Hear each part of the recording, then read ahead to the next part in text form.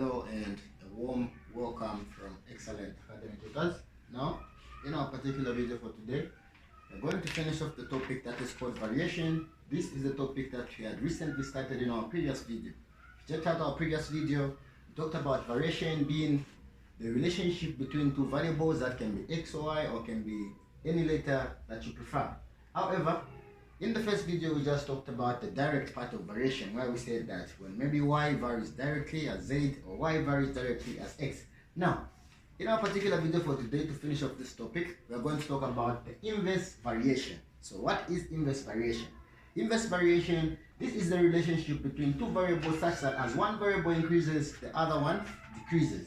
And inverse variation can be denoted as it is in this particular graph that I have outlined here, so that you can just see the relationship. Now, in this particular graph, we have seen that as y is increasing, x is decreasing.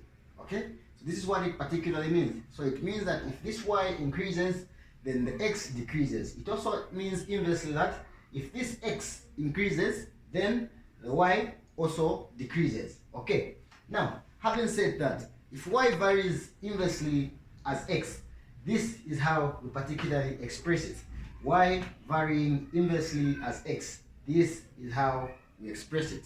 Now, if this y varies inversely as x, it means that y is equals to k, which is the constant, and it is divided by x, which is the other variable that is going to be involved in this particular instant. In our particular video for today, to sum up all of this, I have given out this example which says that given that y varies inversely as z and directly as x squared, when y is equals to 2, x is equals to 9, and z is equals to 27. The first part of the question here says, find the constant k. Okay, and the second part says, y when x is equals to 9 and z is equals to 27. And our last part of the question says, the value of x when y is equals to 8 and z is equals to 6. So, not to waste much of the time, we're going to delve straight into the solution for this particular question so that we can finish off this topic. Our first question says we should find the constant k. We have the variables. We have been told that y is equals to 2, our x is equals to 9, and our z is equals to 27. According to what we've been given here, if we are told that y, this is the first part of the question, y varies what? Y varies inversely as z and directly as x squared. So since this y is varying directly as x squared, we're going to have y varying directly as x squared and then inversely as z.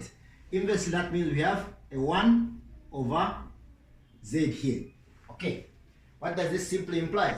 This simply implies that we are going to have this y, which is going to be equals to x squared over z.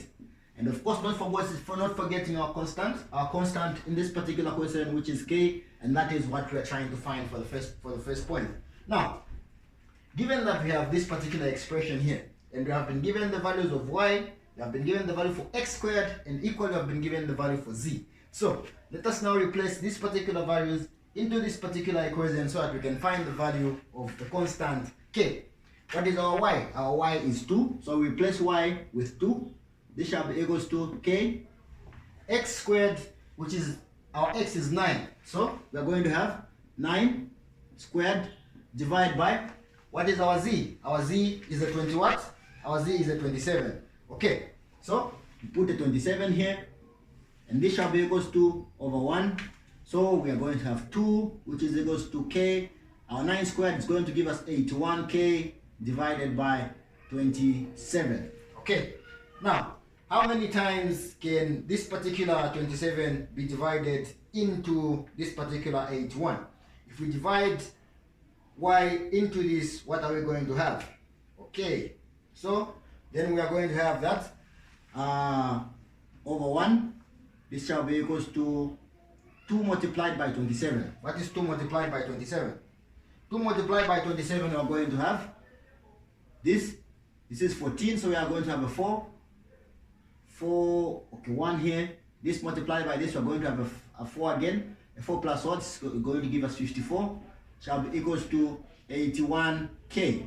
Okay, so we divide both sides by 81, and this side by 81. What do we have? And therefore we have that our k is equals to 3. Okay.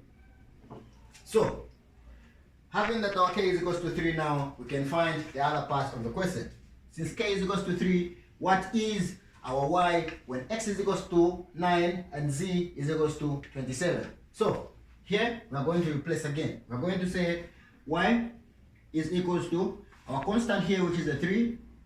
Of course, we have our x squared and it's divided by our z. Okay. Having that this is our expression, we are going now to use this particular expression to find the solution for the second part of this particular problem. Now, let us replace now into this formula, we replace the y, we replace the x squared, and we also replace the z. Okay, so this shall imply that our y is going to be equals to 3. What is our x? Our x in this particular instant is 9. Again, we're going to have an 81.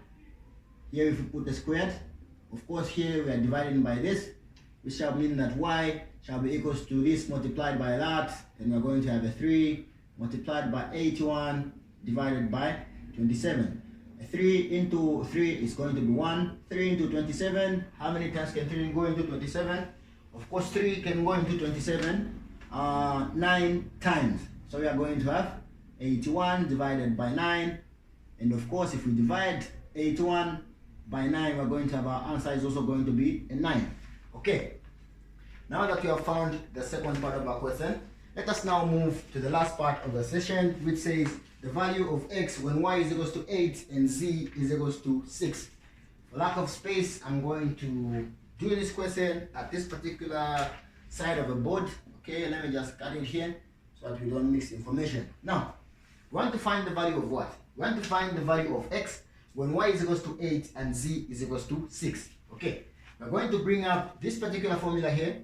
We're going to take it again, as this is the formula for this particular equation. So we're going to have y is equals to 3 x squared divided by z. Okay, so what is our y? Our y is 8. So we have 8 is equals to 3 multiplied by what? X squared. What are we trying to find? It's the x. So we put back the coefficient here, which is x squared, and we divide by z. Our z is 6. Okay, so we are going to have 8 is equals to 3 multiplied by x squared. We're going to have 3x squared divided by 6. Okay, having this, to make it simple, let us divide both the denominator and the numerator by 3, so that we are going to have 3 here, 1, 3 here, 2. Okay, if we divide that, we are going to have that 8 is equals to x squared divided by 6 divided by 3 is going to be a 2. So we have a 2.